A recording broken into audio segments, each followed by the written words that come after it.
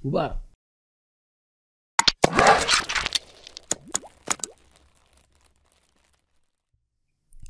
Assalamualaikum warahmatullahi wabarakatuh. Waalaikumsalam warahmatullahi wabarakatuh. Ya, selamat datang teman-teman semua di podcast Indonesia Tanpa Jil Chapter Bogor. Kali ini kita kedatangan tamu spesial nih teman-teman semua. Mungkin teman-teman gak asing ngeliatnya ya, karena kalau teman-teman aktif di Instagram atau di Facebook atau di YouTube, mungkin teman-teman akan kenal gitu ya. Ya, tamunya adalah Ustadz Akmal Syafril. Assalamualaikum Ustadz. Waalaikumsalam. Ya, gimana Ustadz kabarnya? Alhamdulillah. Baik. Ya, jadi kita kedatangan tamu spesial teman-teman semua, Ustadz Akmal Syafril, yang kalau teman-teman tahu beliau guru besar, bahasanya guru besar, ya guru pembina pengasuh gitu ya, Indonesia Tanpa Jil. Ini ponpes ya. Semoga kita doakan Ustadz, semoga sehat selalu, keluarganya selalu Allah lindungi ya Ustadz ya. Ya Ustadz, karena kita lagi di podcast ITJ Bogor nih Ustadz. Ya. Karena kalau kita lihat kemarin di beberapa podcast sebelumnya kita ngebahas tentang ITJ, pengalaman teman-teman semua di ITJ sebelumnya. Terus juga apa sih dampak yang mereka dapatkan gitu ya selama di ITJ. Nah, karena kita bersama dengan Ustadz saat ini gitu ya, yang memang dari awalnya kalau kita tahu Ustadz tuh pemula atau pengawal lah daripada Indonesia Tanpa Jil sendiri. Kalau pemula justru baru masuk berarti ya. Pemula salah. Mohon maaf, mau grogol. Grogol lagi. Iya, sebenarnya nervous sih sebenarnya ini kalau sama Ustadz Akmal, cuman ini Kang Dona Mahendra gitu ya, harusnya beliau yang ada di sini, cuman nggak apa-apa. Ya balik lagi Ustadz, bahas tentang ITJ gitu ya Ustadz ya. Iya. Karena kalau Ustadz dilihat ini kan Ustadz tuh pendirinya secara nggak langsung ya Ustadz ya. Kalau boleh tahu sebelum adanya ITJ nih Ustadz apakah aktif di yang lain atau memang awalnya memang sudah di ITJ gitu Ustadz? Iya. Mangga Ustadz. Aktif di yang lain maksudnya di Jil gitu ya. Bukan. Ya, jadi sebelum ada ini mungkin saya cerita dari perspektif saya ya. Barangkali orang lain punya cerita lain ya. Kalau dari cerita saya sih kalau saya pribadi dari kuliah S1 tuh udah tertarik sama fenomena Islam liberal. Jadi saya kuliah tahun 99, tahun 2000 awal tuh memang pertama kalinya muncul nama Islam liberal, nama jaringan Islam liberal itu baru muncul awal tahun 2000-an. Ya, 2001, 2002 itu baru muncul tuh nama-namanya gitu ya. Apalagi terutama setelah peristiwa 9/11 ya. Ini kalau yang yang mengamati dari zaman itu orang akan melihat bahwa war on terrorismnya George W. Bush dulu tuh emang ngaruh kemana-mana gitu ya, ngaruh kemana-mana. Akibatnya di Indonesia perbincangan soal Islam fundamentalis, Islam radikal tuh jadi kencang sekali sejak 2001 ya. Dan termasuk ya, ketika orang menghujat Islam radikal gitu ya, maka muncullah Islam liberal seolah-olah sebagai alternatif gitu ya. Kita harus melihat itu sebagai suatu hal yang mungkin berhubungan gitu ya. Nah, dari awal tahun 2000-an itu muncul fenomena Islam liberal dan saya udah mengamati dari awal. Dulu zamannya blogging ya, blogging itu saya punya blog ya, waktu itu namanya Multiply. Itu tahun 2004 akhir. Saya ingat banget karena saya pertama kali ngeblog itu gara-gara peristiwa tsunami di Aceh. Itu kan Desember 2004 ya. Nah, jadi 2004 akhir Desember atau mungkin 2005 awal gitu ya, itu saya mulai aktif ngeblog gitu ya. Dan karena memang dari awal sudah tertarik dengan fenomena Islam liberal, jadi yang saya tulis juga nggak tahu gimana caranya, pokoknya 70% barangkali ya dari semua yang saya tulis itu tentang masalah-masalah pemikiran, masalah-masalah Islam liberal ya, masalah Islam liberal. Dan tentu saja dari awal posisi saya sudah bertentangan dengan Islam liberal ya. Jadi dari awal tahun 2000-an saya udah baca buku-bukunya Ustadz Adian Husaini gitu ya, dan kawan-kawan gitu ya. Ini tuh udah transisi dari zamannya Nurholis Majid gitu ya, sekarang muncul orang-orang tokoh-tokoh baru nih, tokoh-tokoh Jil itu ya. Itu kan beda generasi lah bisa dibilang gitu ya, generasi penerusnya gitu ya. Nah, saya mulai baca buku-bukunya Ustadz Adian Husaini, lalu kemudian sering menulis komentar dalam blog-blog saya gitu ya di Multiply. Nah, dari situlah saya dikenal orang gitu ya, bahwa akmal.multiply.com itu ngebahasnya tentang Islam liberal kebanyakan gitu ya. 70% dari tulisan saya itu soal itu Ya karena memang dari awal tertarik. Nah kalau ditanya tertariknya kenapa, dulu tuh saya tertarik, kan saya kuliah di ITB ya. Tertariknya tuh gara-gara Islam liberal tuh selalu ngaku paling rasional gitu, paling rasional, paling logis ya. Terus mereka kadang-kadang suka mengatasnamakan sains segala macam gitu ya. Padahal saya lihat di ITB kita orang-orang sains nggak kayak gitu. Ya kadang-kadang mereka tuh bersikap seperti kayak ngerti sains, padahal dalam argumen mereka juga nggak ada sains juga sih gitu. Ya cuma mereka kayak orang paling logis sedunia gitu gayanya gitu ya. Tapi ya saya penasaran di situ gitu, kenapa orang yang tidak punya background sains sama sekali gitu ya, lalu dia berlogika, lalu orang mengira logikanya bagus gitu, padahal di kalangan mahasiswa sains itu ya sampai sekarang pun begitu ya, di jurusan-jurusan sains, di fakultas-fakultas MIPA, teknik gitu ya, di kampus-kampus sains itu nggak laku Islam liberal. Ya, Islam liberal emang nggak laku gitu di kalangan orang yang berpikir, yang terbiasa berpikir logis dan rasional gitu. Ya, jadi makanya dari awal kita udah saya itu penasaran gitu ya, makanya sering membahas masalah Islam liberal. Ya, jadi itu awal ketertarikannya. Itu tahun 2004 akhir banget sih, karena tsunami Aceh kan 26 Desember ya. Saya ingat banget saya nulis tuh sehari sesudahnya. Jadi tanggal 26 Desember tuh ngelihat tsunami itu betul-betul tergerak hati saya, jadi saya nulis gitu. Sejak saat itu saya nulis. Dan dulu saya punya disiplin sekali sepekan tuh harus dua kali nulis minimal. Ya, nulis banyak sekali gitu ya. Dan dimuat di akmal.multiply.com ya, tapi ya tulisan pertama soal tsunami, tapi sudah itu kebanyakan soal Islam liberal. Ya, itu 2004 akhir atau 2005 awal misalnya gitu ya, sampai 2010. Ya 2010 itu kalau nggak salah pas Multiply itu tutup, jadi situsnya ditutup gitu, ya layanannya ditutup. Ya akhirnya kita nggak sebenarnya di Multiply itu udah ada polarisasinya, udah ada gitu, artinya udah ada kelompok yang memang pro dengan atau kontra dengan Islam liberal. Ya para pembaca tulisan saya lah. Ya semua yang berteman kan dulu kayak media sosial juga Multiply itu. Ya kita bisa punya teman, kita bisa punya kontak gitu ya. Nah teman-teman kita ya tentu saja yang sepemikiran dengan kita dong. Ya jadi di situ saya kenal banyak orang yang ya kalau dulu kan blogging ya, kalau blogging itu berarti para blogger semua, para penulis semua juga. Ya jadi penulis semua. Nah itu di situ saya kenal kayak Indra Yogi. Ya Indra Yogi kayaknya yang paling lama kenal saya tuh ya Indra Yogi, ya yang akhirnya di Indra Yogi Suara yang akhirnya aktif di ITJ juga gitu kan. Dan beberapa yang lain juga ada, termasuk istrinya Gatse. Nah, itu kenal dari lama sama saya tuh, ya Dayen ya. Dayen tuh kenalnya di Multiply dulu. Ya, jadi ya walaupun mereka nggak semuanya nulis tentang Islam liberal, tapi mereka ya sepemikiran sama kita. Ya, sepemikiran sama saya gitu pastinya. Kalau nggak sepemikiran ngapain jadi berteman di Multiply gitu kan? Ya, jadi artinya polarisasinya tuh udah ada gitu di situ. Ya, itu yang terjadi sampai sekitar tahun 2010.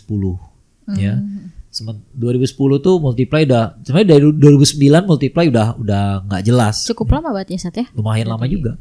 Ya 2009 udah nggak jelas, 2010 akhirnya benar-benar berakhir Multiply itu. Tapi 2010 2009 barangkali ya ada perkembangan lain. Saya masuk ke Twitter. Ya. Jadi ada yang ngasih tahu, Mal, ini sekarang tahu nggak orang-orang Jil tuh pada nulis di Twitter. Oh gitu. Ya. Berawal dari Twitter lagi. Iya, akhirnya saya masuk Twitter tahun 2009. Ya 2009 saya masuk Twitter. Muncullah polarisasi berikutnya. Jadi karena saya sama aja gitu ya, saya nggak berusaha jadi orang lain juga sih. Jadi artinya di Multiply ataupun di Twitter memang yang menjadi perhatian saya Islam liberal. Ya, jadi saya nggak berusaha membranding diri atau bagaimana, tapi emang itu yang kepikiran terus, jadi ya itu dibahas gitu kan. Ya dulu di Twitter kita punya trennya cool tweet ya. Kita sering bikin cool tweet dari 2009 gitu ya. Lalu terjadi polarisasi lagi, muncul kelompok yang namanya KBBI ya, Keluarga Besar Bigot Indonesia. Ya, karena bigot ini istilah yang nggak bagus sebenarnya. Bigot ini artinya apa sih? Orang-orang yang berpikiran tertutup, close minded kayak gitulah gitu ya. Kita tuh disebut bigot. Jadi orang-orang yang pro sama Jil tuh suka nyebut kita orang bigot gitu. Ya akhirnya bigot tuh jadi panggilan sayang gitu ya. Kalau lu nggak disebut bigot sama mereka berarti lu nggak bener. Ya gitu ya. Ya yang bener itu yang disebut bigot. Maka ada KBBI. Ini zamannya ada BlackBerry nih. Zamannya BlackBerry. Jadi BBM ya, Sat? Iya, jadi KBBI itu BBG, BlackBerry Group. Aduh ya Allah, jadul banget ya. Ketahuan ya, Sat, umurnya. Tapi ada masanya BlackBerry itu keren, bro. Ada masanya BlackBerry itu keren banget. Lagi di kereta tuh bunyinya ting ping ping ping ya gitu ya. Itu apa, status sosial banget itu. Kalau nggak ada yang ping ping itu nggak keren berarti kita. Ya, jadi kita dari zamannya BlackBerry udah ada BlackBerry Group namanya KBBI, Keluarga Besar Bigot Indonesia. Udah mulai terjadi polarisasinya, ya. 2010, kemudian 2000 akhir 2010 ya, akhir 2010 tuh pertama kali saya nerbitin buku Nisan Libra 101. Itu Desember 2010. Ya, dan itu cetakan pertama. Ya, cetakan pertama tuh ya kita PO dulu, open PO dulu gitu ya, karena terus terang kan saya nerbitin sendiri, jual sendiri gitu ya. Jadi dulu tuh masih takut gitu, laku apa enggak gitu ya. Akhirnya kita open PO aja deh gitu ya. Siapa yang mau pesen dulu, dibayar dulu gitu ya, sambil kita cetak ya. Nah, ternyata alhamdulillah saya pertama kali nyetak tuh beraninya cuma 350. Ya takut nggak laku kan. Ternyata 350 itu selesai laku dalam 2 pekan. 2 pekan selesai. Akhirnya berani cetakan keduanya jadi 1000. Ya, cetakan kedua alhamdulillah sekarang udah cetakan ke-11. Ya, cetakan 11 dicetak sendiri, jual sendiri, alhamdulillah masih laku-laku aja gitu ya. Dari 2010 itu saya udah punya buku Nisan Libra 101. 2012 lahirlah Indonesia Tanpa Jil. Gitu. Jadi ceritanya sebenarnya agak panjang sebelum ITJ-nya gitu ya. Sebelum ITJ itu saya udah ketemu banyak orang, dan orang-orang itu sudah banyak yang mendukung kita gitu ya. Walaupun mereka mungkin nggak menulis atau nggak terlalu aktif di ITJ, tapi sampai hari ini pun mereka masih memantau. Ya, teman-teman saya dari Multiply gitu ya, masih selalu memantau gitu ya. Pastinya mereka mendukung juga. Ya, ini buat teman-teman ITJ yang dimanapun Anda berada gitu ya, kadang-kadang suka jangan sampai salah kaprah gitu ya. Yang mendukung kita tuh banyak banget sebenarnya. Ya, cuman nggak ya karena mereka punya keluarga atau mereka tinggal di mana gitu ya, nggak selalu bisa ngumpul. Ya, nggak selalu bisa ngumpul bareng. Tapi insya Allah sepemikiran lah sama kita banyak sekali. Wah, luar biasa. Jadi ngedengar cerita Ustaz Akmal memang. Kalau Ustaz Akmal memang dari awal ya, Sat ya, sebelum terbentuknya ITJ memang fokus dakwahnya mungkin ya, Sat ya. Lebih kepada perang pemikiran lah, bahasanya seperti itu. Ya, Sat, menarik tadi yang Ustaz sampaikan gitu ya, Sat, dari mulai Ustaz S1 sudah terjun di blog gitu ya, Sat ya. Nah, kalau untuk ITJ sendiri kan memang lahir di tahun 2012 ya, Sat ya. Berarti kalau udah sekarang tuh sudah 1 dekade enggak sih, Sat? 10 tahun ya berarti 10 tahun. Ya, alhamdulillah masih eksis sampai hari ini ya, Sat. Nah, dari tahun 2012 nih, Sat, kalau kita bahas ITJ, kira-kira tantangan dakwahnya, Sat, ketika dulu deklarasi DHI gitu ya, Sat ya. Itu sebenarnya merinding saat kalau terus di play gitu kan, Sat, setiap apalagi kalau kajian ITJ Bogor tuh pasti depannya selalu di play ketika deklarasi DHI itu kan, Sat. Nah, menurut Ustaz tuh kira-kira tantangan dakwahnya ketika dulu ITJ di tahun 2012 sampai dengan saat ini kira-kira itu sama ataukah beda, Ustaz? Beda pastinya ya. Jadi ya ada tantangannya pasti ada ya. Dengan semua bentuk atau pola dakwah tuh pasti ada tantangan yang nggak mungkin ada yang lempeng-lempeng aja gitu, nggak ada gangguan, nggak ada masalah tuh pasti ada. Setiap zaman juga ada masalahnya gitu ya. Kalau dulu tuh ITJ itu kan lahir nggak sengaja sebenarnya. Dibilang deklarasi di Bundaran HI itu bukan deklarasi sebenarnya, itu aksi aja. Aksi, dan ITJ dulu belum jadi organisasi loh waktu itu. Dulu kita cuma punya kesepakatan aja, kita mau bikin hashtag namanya Indonesia Tanpa Jil. Kita bikin kaos yuk bikin kaos gitu ya. Itu cuma yo aja gitu. Jadi ditanya pimpinannya siapa, nggak ada loh itu. Nggak ada, itu baru setelah aksi itu baru kita kumpul di INSIS, baru kita tunjuk Gatsu sebagai koordinator pusat pertama. Dan itu pun cuma koordinator pusat doang, nggak ada chapter. Nggak ada gitu ya. Jadi cuma di Jakarta doang, orang punya kaos ya hore-hore aja gitu ya, asik-asikan aja. Begitu lihat kita pakai kaos, baru yang lain pada protes di daerah. Gue juga mau bikin kaos kayak begitu. Siap nih, ambil desainnya. Jadi desainnya kita gratiskan aja. Jadi mereka bikin kaos sendiri, bikin kaos aja. Nih kita kirim filenya biar nggak beda gitu gambarnya gitu ya. Nggak benar-benar nggak dimonetisasi sama sekali. Ya, dan tadinya bukan sebagai organisasi bahkan. Ya bisa dibilang bukan organisasi, cuma hashtag doang. cuman hashtag aja, kita kumpul. Di waktu itu ada aksi di Bundaran HI. Jadi dulu tuh ceritanya nih bulan Februari itu bersamaan dengan Valentine gitu ya. Ada yang aksi demo Indonesia damai tanpa FPI. Nah, ini yang bikin teman-teman di Jakarta, terutama di Jakarta ya karena kejadian di Jakarta, jadi yang tahu orang Jakarta. Kenapa mereka kesel? Karena mereka ngelihat aksinya tuh yang datang seuprit gitu.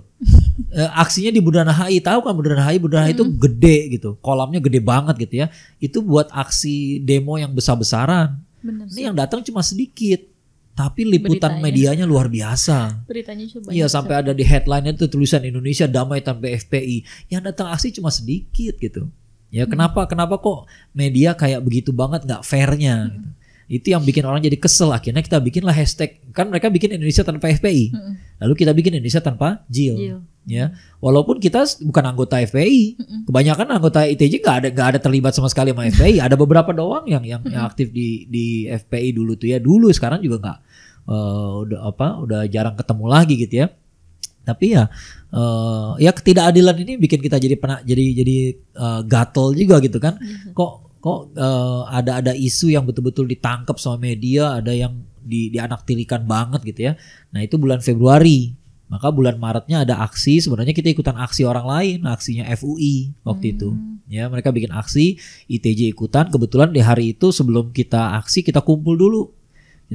Satu tempat, lalu kita ngambil kaos. Ya, jadi kaos kita udah mesen, kita udah bayar, ya tinggal ambil sendiri, pasang, jadi langsung kita beraksi pakai kaos itu. Nah, itu ya, jadi sebenarnya kita nggak deklarasi apa-apa di situ. Emang ITJ udah jadi organisasi belum waktu itu? Belum ada apa-apa, ya. Kita belum jadi organisasi apa-apa waktu itu, belum ada korpusnya juga belum ada gitu. Ya, sebagai apa di situ ya nggak tahu sebagai apa. Pokoknya tulisannya Indonesia tanpa JIL aja, keren gitu ya. Yang lain pada pakai gamis ya, pada pakai baju koko, kita pakai kaos gitu kan. Ya, dari dulu kesannya emang ITJ ini agak lain sendiri gitu ya. Sementara aktivis dakwah lain tuh pakai baju koko, pakai ini, kalau kita pakai kaos. Ya, kaos warna putih tulisan Indonesia tanpa JIL gitu doang. Ya. Jadi memang ITJ itu berkembang sesuai kebutuhan. Dulunya cuma hashtag doang. Ya, cuma sebuah simbol perlawanan. Tiba-tiba udah jadi kaos, kok lucu juga. Tiap daerah pengen bikin. Ya, akhirnya tiap daerah bikin, akhirnya kita kepikiran ini harus ada yang koordinir nih. Maka ada korpus. Begitu ada korpus, dia juga nggak mikir bikin korcap dulu. Nggak kepikiran bikin chapter-chapter gitu. Tapi akhirnya di beberapa daerah jadi tumbuh, ya kita bikin chapter lah. Ya, chapter-chapter, kemudian mereka juga butuh koordinatornya sendiri gitu kan. Ya jadilah seperti yang kita lihat sekarang gitu. Ya. Nah, kalau dulu tantangannya ya kalau di awal tuh serba asik sih, serba asiknya. Kenapa? Karena semangat gitu. Karena semangat gitu ya. Jadi kalau saya sih ngelihatnya ITJ itu bukan menurun ya, tapi memang realitanya gitu ya, realitanya gitu. Kalau kita membangun sebuah gerakan dari awal, ketika di awal lagi semangatnya, itu sih nggak terlalu sulit gitu. Karena ada euforianya. Ya. Nah, tapi ketika gerakan itu harus bertahan hidup sampai bertahun-tahun gitu ya, maka mau nggak mau ya ada yang akhirnya tersisih gitu ya. Bukan tersisih dalam arti terusir juga sih gitu ya. Cuman ya kan niat orang beda-beda gitu. Ya, ada yang kepikiran hore-hore barangkali di ITJ gitu ya. Tapi ada yang serius betul-betul pengen melawan Islam liberal. Ya, kalau dia serius dia bisa bertahan. Ya. Karena di ITJ ini memang harus penuh keikhlasan gitu ya. Kita nggak punya macem-macem ya. Kita nggak punya duit, kita nggak punya penyandang dana aneh-aneh gitu ya. Ya itulah yang ya kita lakukan, yang bisa terbaik bisa lakukan aja. Ya. Nah, kalau dulu sih tantangannya terus terang dulu tuh nggak terasa ada punya tantangan. Ya. Nah, karena dulu gerakannya berdasarkan semangat saja. Ya, tapi begitu udah berjalannya waktu, ternyata ada tantangan berikutnya adalah ternyata visinya beda-beda. Ya, visinya beda-beda gitu ya. Ada misalnya nih ada yang berpikir bahwa kalau anti Islam liberal berarti harus anti demokrasi misalnya gitu. Ya, dulu ada isu kayak gitu. Padahal kita nggak mau bawa isunya ke arah situ. Ya, sebenarnya di ITJ itu siapa aja boleh ikut. Ya, siapa aja, kondisinya apa aja gitu ya. Apakah di ITJ itu harus aktivis dakwah? Enggak juga. Apakah harus sudah berjilbab? Dulu enggak. Ya, dulu kita punya anggota yang belum berjilbab gitu, dan kita bela ketika ada yang protes gitu. Ini kok ITJ ada yang belum berjilbab gitu ya. Nah, kalau saya bilang kalau Anda heran lihat orang ikut ITJ belum berjilbab, harusnya Anda lebih heran lagi udah berjilbab kok nggak ikut ITJ gitu. ya, kok udah berjilbab kok nggak ngebela, kok nggak anti jil sih gitu ya. Itu kan lebih aneh saya bilang gitu ya. Kalau yang nggak berjilbab itu ya mudah-mudahan nanti lama-lama ke bawah juga gitu kan. Insya Allah gitu ya. Nah jadi di ITJ itu sebenarnya kita cair banget. Ya, kita cair banget. Siapa aja boleh ikut gitu ya. Yang penting visinya sama. Kita melawan Islam liberal gitu ya. Nah nanti kalau udah berjalannya waktu, visi itu diuji gitu. Karena banyak yang nggak setuju juga ternyata. Jadi ketika masih hore-horenya ya, ketika lagi asik-asiknya sih, visi itu nggak kelihatan beda gitu. Pokoknya ngelawan Islam liberal gitu kan. Nah tapi nanti begitu di perjalanan waktu, mulai ada yang berpikir kenapa anti Islam liberal doang, kenapa nggak anti Syiah juga, misalnya gitu. Ya akhirnya dia ngerasa ITJ ditunggangi Syiah gitu. Padahal bukan begitu. Ya itu kan sama aja kayak apa ya, misalnya ada misalnya lembaga amil zakat gitu ya. Lalu Anda bertanya, kenapa lembaga amil zakat ngurusin zakat doang? Kenapa nggak ngurusin wakaf? Ya namanya juga lembaga amil zakat gitu. Bukan berarti kita nggak peduli wakaf, tapi kita nggak nge-handle itu. Ya, Indonesia Tanpa Jil tuh bukan tidak ditunggangi Syiah ya, tapi memang kita fokusnya ke Islam liberal. Bukan berarti kita nggak peduli sama isu Syiah. Isu kan banyak ya, ada Syiah, ada Ahmadiyah, ada Lia Eden gitu ya, aliran sesat macam-macam gitu ya. Apakah mau masukin semua kan? Enggak gitu. Ya jangan berasangka buruk gitu. Dan sekarang banyak gerakan misalnya gerakan gerakan di mana anggotanya tilawah sehari 1 juz misalnya gitu ya. Nanti Anda jangan nanya ini teman-teman Odoj pada peduli sama hadis apa enggak sih gitu. Kok Quran terus yang dibaca gitu, ingkar sunnah. Enggak begitu kan? Ya enggak begitu loh gitu. Jadi setiap organisasi itu punya fokus dakwahnya masing-masing, kalau orang zaman dulu punya khitah ya, punya khitohnya masing-masing gitu ya. Bukan berarti dia nggak care sama yang lain, sama isu yang lain gitu ya. Nah jadi hal-hal kayak begitu teruji ketika udah perjalanan waktu. Ya, kalau di awal tuh nggak ada ujian kayak begitu. Di awal tuh asik-asik aja gitu, wah kumpul pakai gitu ya. Kita ngelawan jil segala macam, tapi ternyata di jalan visinya ada yang nggak setuju. Ya, ada yang nggak setuju. Menurut gua harusnya kayak begini, menurut gua harusnya begitu gitu ya. Sebenarnya setuju apa nggak setuju itu bisa diomongin lah gitu ya. Yang penting jangan ninggalin dong harusnya gitu ya. Sayang sekali kalau ditinggalkan gitu. Ya tapi ya itulah, tiap zaman tuh punya tantangannya. Kalau sekarang nih, kalau ditanya sekarang nih kalau menurut saya tantangan kita pandemi. Ya walaupun dibilang masih ya Sat ya. Pandeminya mungkin pandemi bisa dikatakan menurut saya sih udah berkurang banget ya, udah hampir selesai mudah-mudahan insyaallah gitu ya. Mudah-mudahan gak nambah lagi, walaupun kemarin ada varian baru lagi katanya, XBB apa sih itu? Ya tau lah ya, tapi Omikron aja kan kemarin alhamdulillah nggak parah lagi kan, nggak kayak Delta gitu ya. Sebenarnya kalau pandemi udah hampir lagi. Cuman sekarang kita menghadapi situasi setelah pandemi. Pasca Sat ya. Pandemi ini kan bikin orang pada terbiasa online. Benar Sat. Ya online. Nah ketika diajak offline lagi, banyak yang udah keenakan online. Benar ya. Sat. Nah, padahal dalam tradisi ilmu Islam tuh kalau kita belajar itu yang paling optimal tuh ketemu langsung. Ya ketemu langsung itu paling optimal memang belajar kayak begitu gitu ya. Nggak terlalu optimal kita dengerin rekaman doang gitu ya. Ini padahal kita lagi ngerekam gitu ya. Ya nggak apa-apa, kita ngebantu aja gitu. Tapi ketahuilah bahwa ini bukan yang paling utama. Paling utamanya teman-teman gabung dengan ITJ. Ya terutama ITJ Bogor gitu ya. Kan ini perkualifikasi ITJ Bogor. Promosi ya Sat. Harus promo dong. Iya luar biasa. Jadi memang kalau tadi gue tentang ITJ Satya dari tahun 2012 sampai dari tahun sekarang di 2022, tantangan dakwah kita memang pasti di setiap zamannya pasti akan beda ya Satya. Termasuk sampai hari ini kalau dibilang ya tadi benar kata Ustadz gitu Sat, pandemi itu sangat amat merubah pola hidup masyarakat Indonesia Ustadz ya. Makanya wajar Sat sekarang kajian tuh karena peralihan dari pandemi kali ya Sat ya. Jadi sedikit gitu Sat yang hadir, makanya mungkin ITJ kebetulan saya ngisi di banyak tempat, banyak komunitas, dan saya melihat itu semua terjadi kok. Ya jadi kalau ITJ Bogor atau ITJ manapun mengalami kayak begitu, jangan kecil hati dulu gitu, karena semua mengalami itu.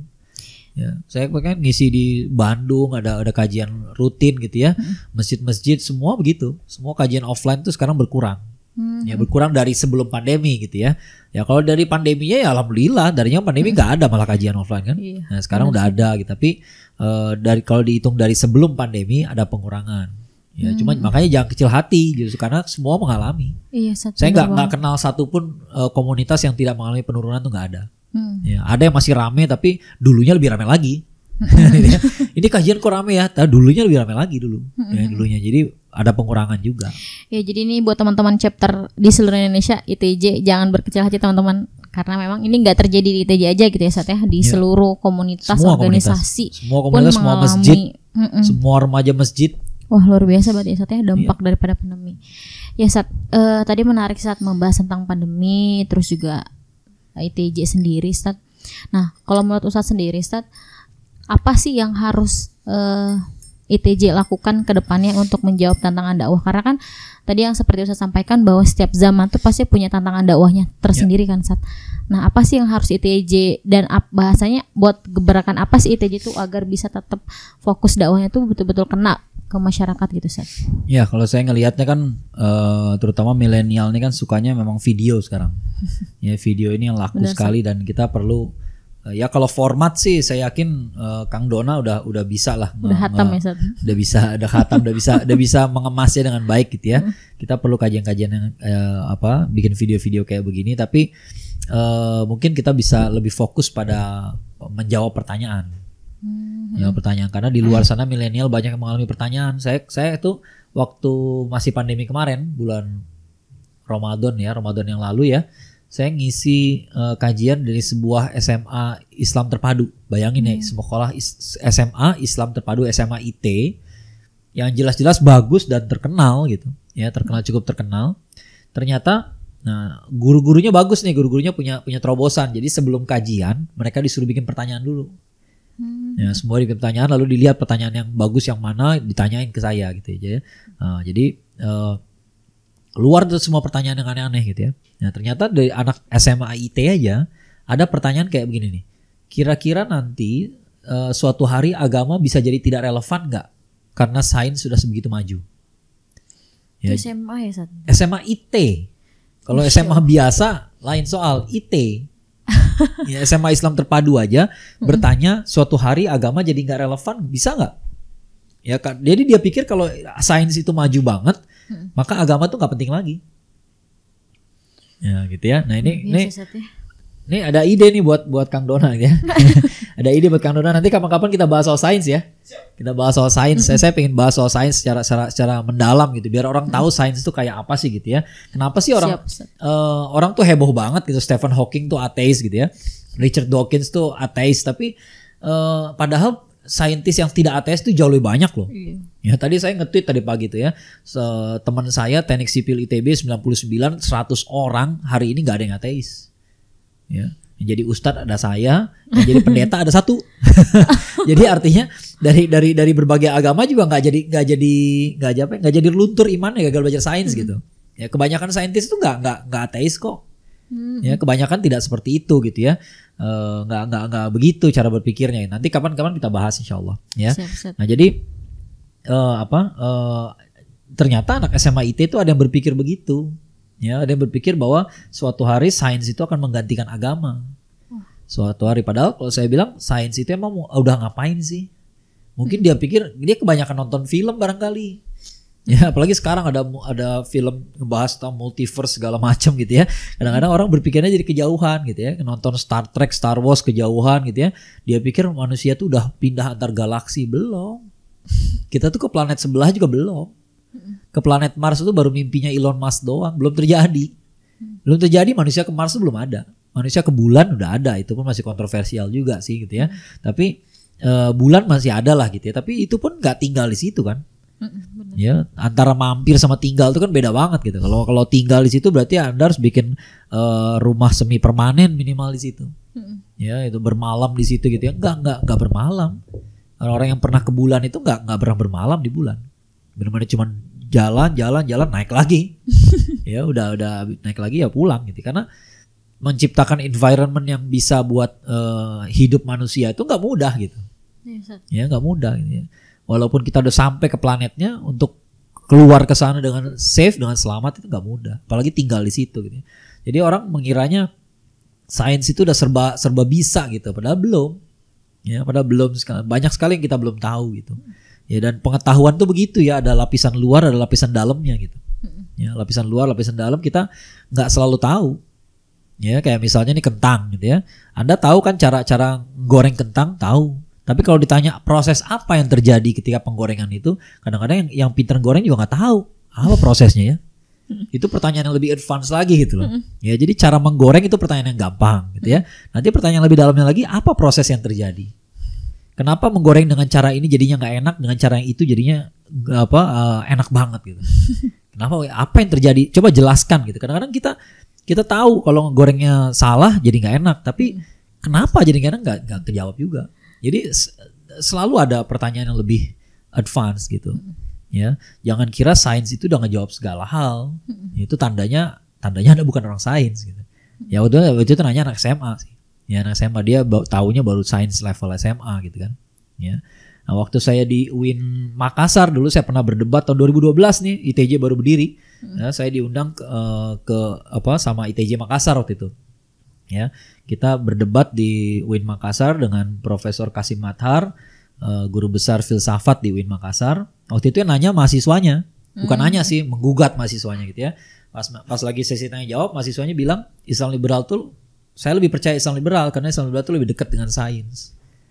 Ya, dia nggak tahu saya orang sains gitu. Saya bilang, Anda tahu nggak air mengalir dari mana? Dari atas ke bawah. Nah, itu jawaban anak SMA, saya bilang gitu ya. Ya, kalau Anda belajar mekanika fluida, Anda kan tahu air itu nggak ngalir ke bawah doang. Ya, kita coba aja lihat di selokan gitu ya. Ketika air mengalir lagi hujan ya, pasti ada yang muncrat ke atas, ada yang melawan arus. Kenapa? Ada gesekan. Gesekan dengan angin, gesekan dengan saluran kan batu-batu tuh ya. Ya itu kan ada gesekan gitu, air tuh jadi air tuh nggak ngalir lurus begini gitu. Air tuh selalu begini nih, selalu turbulen. Ya, gerakannya kacau balau begitu ya. Nah, tapi dari gerakan yang turbulen begini, yang kacau balau begini gitu ya, ketika dimodelkan dia harus lurus. Jadi dianggap debit air tuh lurus ya semua gitu. Ya, saya bilang itulah sains gitu. Sains itu untuk meneliti air saja ada penyederhanaan. Ya, penyederhanaan yang aslinya begini gerakannya, tidak terprediksi sama sekali. Kita nggak tahu persis ini partikel air di sebelah sini ini bakal lari ke sini apa ke sono, nggak tahu kita. Ya, sangat kacau, sangat chaos sekali gitu gerakannya gitu ya. Tapi kita modelkan jadi begini. Maka hasil perhitungannya bakal persis sama nggak di lab? Nggak persis sama. Nggak bakal persis sama.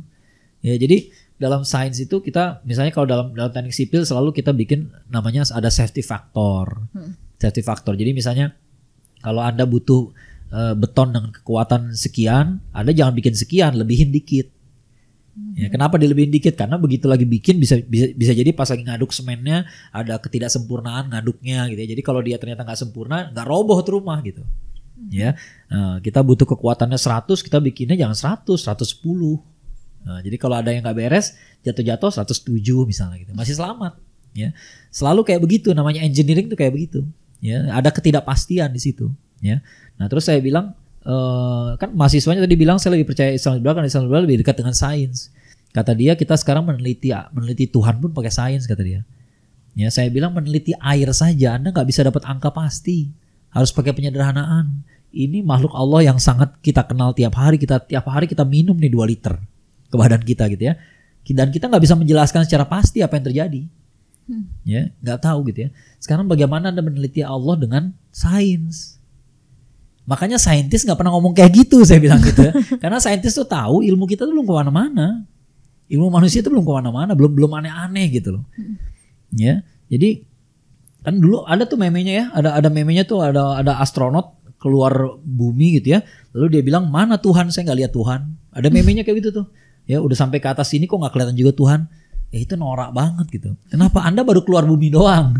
Bumi itu baru satu bagian kecil dari tata surya kita. Tata surya kita tuh satu bagian kecil dari galaksi kita. Galaksi kita adalah salah satu dari miliaran galaksi di dunia ini, di alam semesta ini. Jadi kalau Anda keluar bumi, keluar atmosfer bumi terus nggak ketemu Allah, ya iyalah, gitu lah. Ya iyalah. Banyak lapisannya, San. Masih banyak lagi gitu, lapisan-lapisan berikutnya gitu loh. Ya, makanya jangan terlalu overestimate sama pencapaian sains manusia gitu. Kita tuh ilmu Allah tuh baru sedikit banget. Yang di bumi juga masih banyak yang belum bisa dijelaskan. Ya, air aja masih ada anomalinya. Ya, ada anomalinya kan.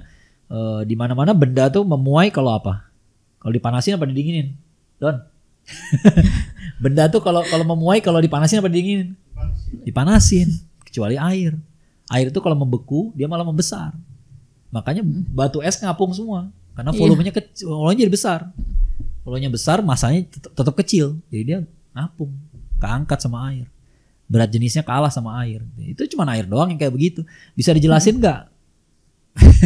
Namanya masih anomali. Setahu saya belum bisa dijelasin. Nggak tahu sih kalau ada yang bisa menjelaskan. Tapi banyak hal di dunia ini belum terjelaskan gitu.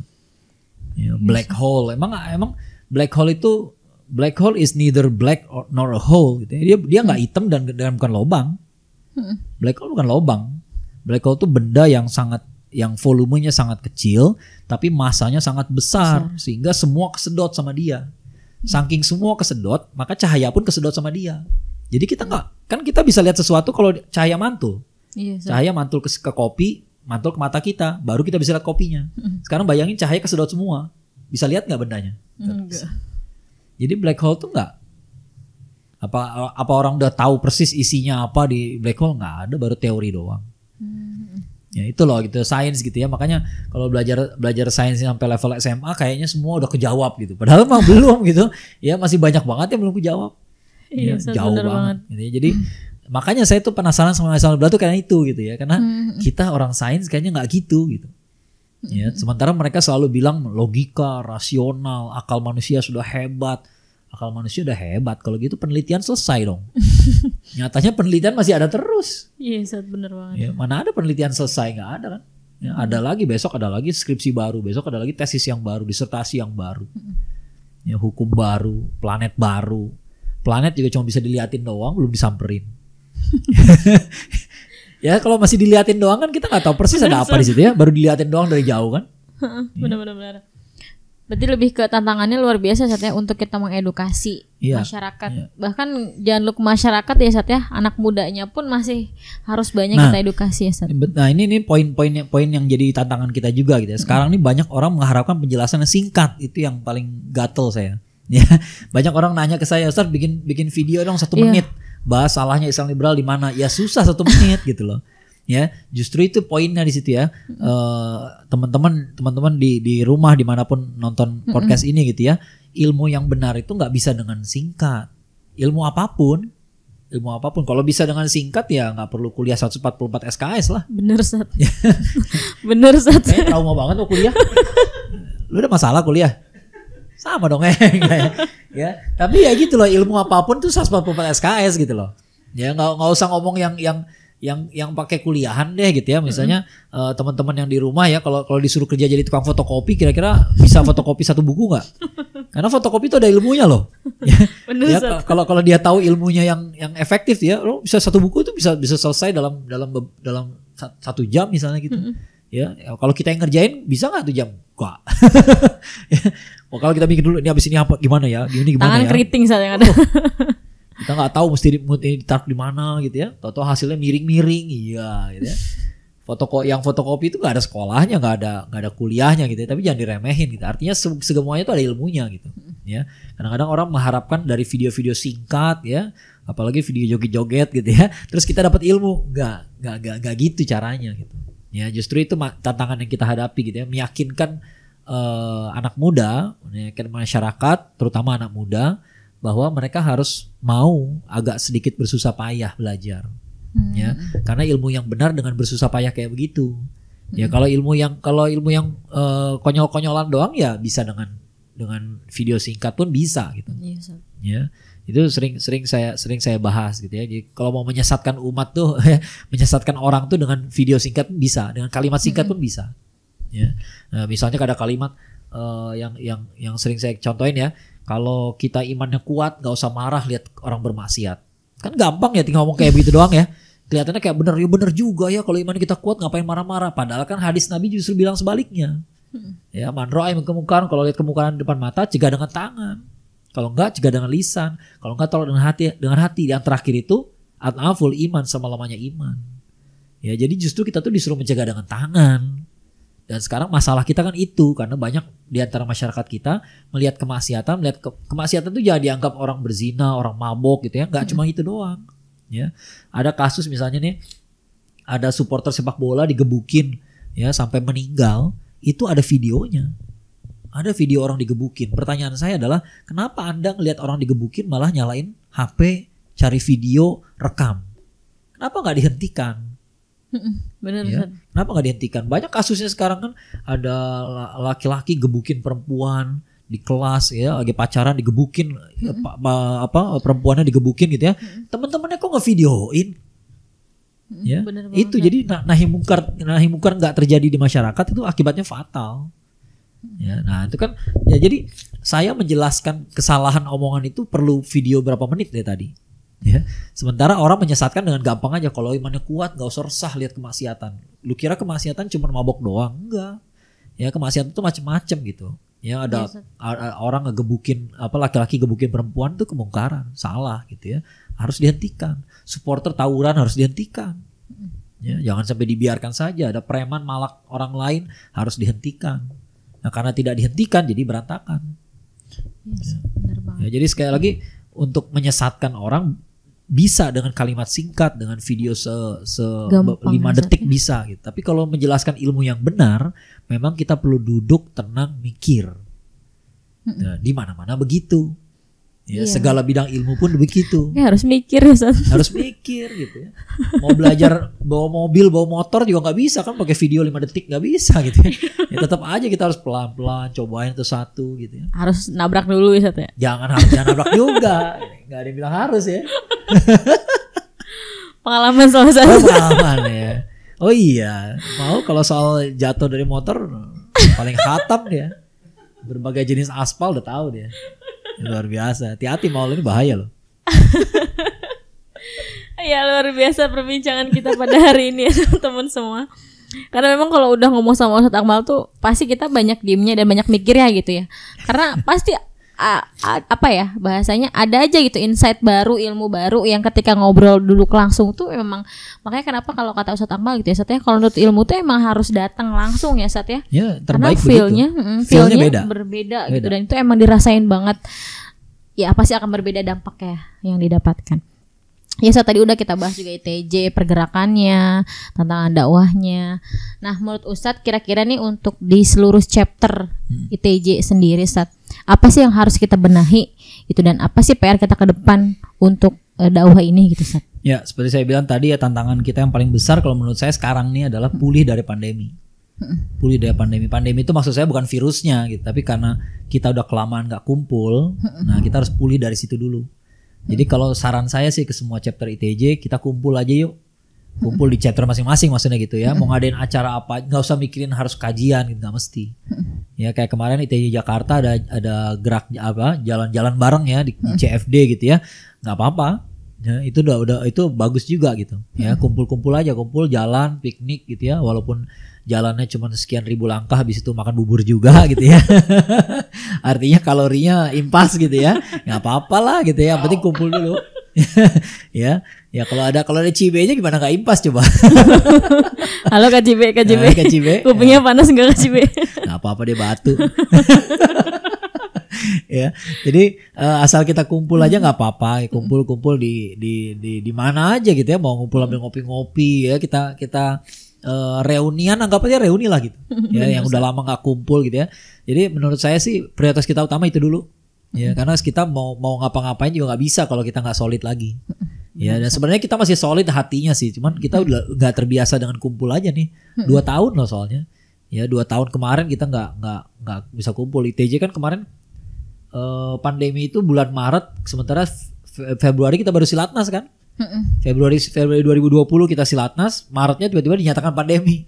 Jadi langsung kita nggak kumpul-kumpul lagi habis itu. Ya. Nah, yuk sekarang kita di chapter masing-masing kumpul, mau lintas chapter lebih bagus lagi kalau bisa. Jabodetabek misalnya ya, Jabodetabek bisa banget tuh kalau kumpul bareng. Ya. Yang di chapter lain, kalau chapter yang jauh tapi rajin kayak Samarinda gitu ya, alhamdulillah masih rajin kumpul tuh ya. Nah yuk kita yang penting kita kumpul, nggak mesti bahas Islam liberal, nggak mesti kajian gitu ya. Bagaimanapun tim itu harus solid dulu ya. Tim solid, bikin tim solid kan penting sekali. Makanya kalau perusahaan-perusahaan kan setiap tahun pasti ada aja jalan-jalan ya kan, team building namanya kan. Mereka mau invest dalam soal itu kayak karena itu membuat pekerjaan jadi bagus gitu. Ya. Kalau kita solid, kerjaan kita bagus. Itu dulu deh. Ya, itu dulu yang penting. Berarti disolidin dulu ya di semua chapternya. Iya. Dikuatin lagi uhwahnya gitu teman-teman. Karena memang sebenarnya tujuan daripada podcast ini gitu ya saat ke depan ya teman-teman semua pengen menjalin silaturahmi setidaknya kalau belum bisa ke komunitas lain tuh ada di ITJ yang seluruh Indonesia gitu ya. Mungkin kalau yang jauh kita bisa virtual gitu Sat. Yeah. Dan ini memang awal penggagasnya memang dari Syekh Dona gitu ya. Kang Dona memang luar biasa banget. Emang kalau gak ada Dona tuh ITJ udah bubar dari kemarin. Ngapain? saya juga males di ITJ kalau gak ada Dona. Mau juga saat mundur apa mau?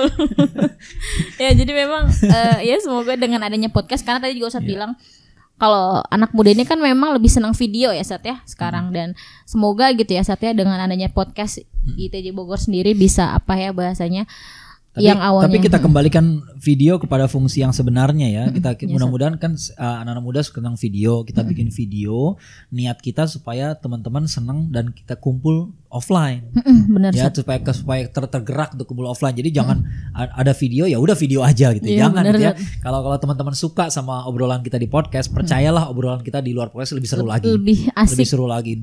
Ngebully Dona tuh lebih enak kalau offline tau enggak? Puas banget. Puas sama. Ya, kalau di sini kan Dona belum kelihatan nih. Abis ini nggak tayang saat podcast. Seru banget tuh. Waduh, legendaris banget dulu waktu dia jadi ketua panitia Silatnas tuh legendaris banget. Pidato pembukaannya tuh nggak terlupakan orang. Ya. Karena banyakkan ketawanya pada ngomongnya nggak tahu ngomong apa. Masya Allah. Itu yang ikut Silatnas kedua tuh nggak akan lupa tuh. Lebih tepatnya trauma. Ya, nah kan lebih seru lagi ya. Jadi makanya podcast ini mudah-mudahan jadi apa memancing teman-teman gitu ya. Kita kumpul bareng lebih seru lagi loh. Aslinya lebih seru lagi. Percayalah gitu ya. Jangan video mah nggak seberapa seru dibanding aslinya gitu ya. Cuma 20% lah ya Sat ya.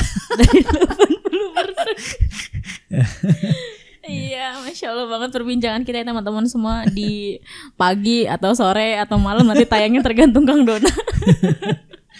Ya tapi semoga dari apa yang saya sampaikan gitu teman-teman dan itu bisa apa ya bahasa diterapin sama teman-teman semua di kehidupan teman-teman masing-masing gitu ya. Ya, Ustadz terakhir nih Ustadz untuk penutup pesan apa sih yang Ustadz mau sampaikan sama teman-teman ITJ khususnya dan umumnya untuk semua masyarakat Indonesia gitu Ustadz di kondisi saat ini? Ya di kondisi saat apa yang ingin saya sampaikan adalah ya ITJ ini kan lahir dari sebuah keprihatinan ya. Artinya kita merasa sebenarnya kita nggak baik-baik aja loh. Ya umat kita ini nggak dalam keadaan baik-baik saja gitu ya. Agama kita tidak dalam keadaan baik-baik saja. Agama dalam arti ajarannya sih ya baik-baik aja, tapi kehidupan beragama kita nih nggak baik-baik aja. Ya di Indonesia ini kita sering dihasut ya. Kalau zaman dulu nggak ada namanya tuh, kalau sekarang ada namanya buzzer ya, buzzer pakai P ya. Karena rupiahnya belakangnya gitu ya. Ya buzzer ini yang kerjanya bikin heboh terus gitu ya, seolah-olah ada masalah di antara kita gitu. Ada apa di antara umat beragama ini ada yang bermusuhan. Kemarin muncul lagi isunya gitu ya, kalau Islam yang benar itu kita kalau mau nolong orang nggak nanya dulu agamanya apa. Emang sejak kapan ada yang kayak begitu coba? Kan nggak pernah ada sebenarnya kan. Jadi kan ngomong kayak gitu ya menghasut aja kerjanya. Ya ngapain sih ngomong kayak begitu? Emang ada orang dulu ada isunya kan, ambulans lewat ditanya dulu ini pasiennya muslim atau bukan gitu ya. Kayak kita nggak pernah lihat ambulans gitu loh. Ya tiap kali saya lewat jalan tol juga selalu ada ambulans kok. Emang ada yang nggak ngasih jalan gara-gara pingin tahu agamanya apa? Kan nggak ada gitu. Ya Indonesia tuh sebenarnya kehidupan beragamanya tuh baik banget sebenarnya, nggak ada masalah gitu ya. Nah tapi penghasut kayak gitu ada. Ya ada juga orang yang menghasut bahwa Islam tuh anti dengan sains lah, Islam tuh nggak rasional, nggak logis segala macam gitu ya. Kemudian ada juga yang ngajarin yang nggak benar kayak tadi gitu. Kalau lihat kemaksiatan tenang-tenang aja gitu. Kalau iman kita kuat, padahal justru iman yang lemah yang kayak begitu. Ya, secara by definition gitu ya. Literally kalau kita baca hadisnya tuh jelas berlawanan dengan statement itu gitu ya. Nah jadi kita tuh nggak baik-baik aja loh kehidupan kita gitu ya, banyak masalah gitu ya. Sekarang yang membenarkan zina banyak banget, yang menormalisasi zina kayak baik-baik aja gitu ya, kayak orang tuh bisa hidup normal dengan kayak begitu, padahal nggak bisa ya, padahal nggak bisa. Nah ini kita perlu bagi teman-teman yang sudah aktif berdakwah gitu ya, saya mengajak kita yuk kolaborasi lah, ya kolaborasi dengan ITJ gitu. Saya nggak mengatakan bahwa Anda semuanya harus masuk ITJ gitu ya, nggak mungkin dan bukan itu juga yang saya sampaikan gitu ya. Tapi mari kita berkolaborasi karena semua organisasi itu punya fokusnya masing-masing ya. Misalnya remaja masjid apa gitu ya, kan pasti fokus dia adalah di masjid itu. Ya masjid itu walaupun isunya bisa macam-macam gitu ya, tapi dia fokusnya pada wilayah gitu ya. Nah mari kita berkolaborasi ya. Nah dari ITJ kita punya concern tentang masa-masa pemikiran terutama Islam liberal ya. Jadi kita kolaborasi, kita saling tahu lah ya. Anda nggak mesti ikut ITJ, Anda nggak mesti jadi aktivis ITJ, nggak perlu fokus pada Islam liberal, tapi minimal tahu lah ada bahaya Islam liberal. Sebagaimana kami juga di ITJ bukan berarti kami nggak care sama masalah-masalah lain. Betul. Ya kita semua peduli masalah ekonomi umat gitu ya, masalah ya macam-macam, masalah pemikiran Syiah dan segala macam, kita semua peduli kok masalah-masalah kayak begitu. Ya cuma di ITJ kita punya fokusnya ke arah Islam liberal. Ya kalau semua komunitas ini bisa saling bertukar ilmu gitu ya, cakep banget. Ya kayak yang kemarin ITJ baru kerjain ya, ITJ Bogor ya. ITJ Bogor, Guroba, Youth Crew sama Teras Muda. Nah, ya Teras Muda asik banget tuh kolaborasi kayak begitu ya. Akhirnya datang rame kan? Akhirnya datang rame dan akhirnya mereka tahu siapa ITJ. Ya kita juga jadi tahu siapa Guroba ya, mereka juga tahu siapa Teras Dakwah, saling kenal. Ya. Nah, itu cakep banget tuh. Ya kolaborasi itu satu hal yang sangat positif dari budaya 4.0 yang harus kita terapkan. Ya itu benar banget. Jadi pesan saya sih itu ya, mari kita berkolaborasi semuanya ya. Anda nggak mesti jadi anggota ITJ, tapi Anda perlu tahu nih apa yang ingin kami sampaikan ya, insyaallah. Untuk membentengi diri juga ya Sat ya, dari paham-paham diri dan keluarga dan semua orang lah di sekitar kita. Bener banget ya Ustadz, terima kasih atas ilmunya untuk hari ini, luar biasa teman-teman kalau duduk di sini tuh kebanyakan diem teman-teman karena ngedengerin gitu kan, kadang bingung mau apa kalau mau Ustadz Akmal, tapi ya semoga apa yang disampaikan. Kalau yang di sini Dona banyakan ngebully. Nah, lain kali narasumbernya Dona. Udah udah kemarin ya kok dekobongers Sat kumpul tuh Sat. Pasti nggak bener deh. Nggak tahu tayangnya kapan. Ya sekali tayang ITJ bubar. Aduh. Bahasanya bahasa Filipin Sat. Astagfirullah. Luar biasa gitu, nggak dia mudah mengerti oleh siapapun. Ya Ustadz, terima kasih atas waktunya Ustadz di tengah kesibukannya yang luar biasa padat, menyempatkan nih teman-teman harus tahu nih, ini di belakang layar sebenarnya untuk nentuin jadwal Ustadz tuh luar biasa gitu ya. Ya asisten Ustadz kayak udah ada 5 harusnya tuh. Karena saking padatnya gitu kan. Kita sama-sama doakan semoga guru kita semua Ustadz Akmal sehat selalu, diberkahi selalu keluarganya dan anak-anaknya dijadikan anak yang solih dan solih. Solih Ustadz ya. Terus sementara belum ada yang solehah. Oh sementara belum ada yang soleh. Laki-laki semua ya. Kita doakan teman-teman semoga ada yang solihah gitu ya. Satu. Ya Ustadz, terima kasih sekali lagi Ustadz atas ilmunya. Mohon maaf kalau ada salah-salah kata dari Maulida. Ya teman-teman semua, buat teman-teman semua di seluruh Indonesia yang mau gabung nih di Indonesia Tanpa Ijil. Jadi ITJ itu bukan cuma di Bogor aja Sat ya, ada di seluruh Indonesia. Jadi teman-teman kalau mau nanya ataupun mau gabung nih di ITJ, bingung di kotanya ada apa enggak, teman-teman bisa kunjungi Instagramnya Indonesia Tanpa Ijil. Itu cari aja @tanpajil. Teman-teman bisa tanyain di sana gitu ya, kira-kira di kota teman-teman tuh ada nggak sih ITJ, dan kalau mau gabung sok mangga gabung. Karena teman-teman jadi walaupun namanya ITJ sebenarnya nggak garang-garang kok teman-teman, isinya juga yang nggak serius-serius amat gitu ya. Jadi kita tunggu teman-teman semua. Aslinya unyu-unyu semua. Iya gitu, unyu-unyu gitu kan. Ada kok yang dari SMA masuk ITJ, dari SMP ada. Jadi teman-teman nggak usah minder mau masuk ITJ, dan kita terbuka untuk siapapun gitu teman-teman ya, asal kita sama-sama mau belajar.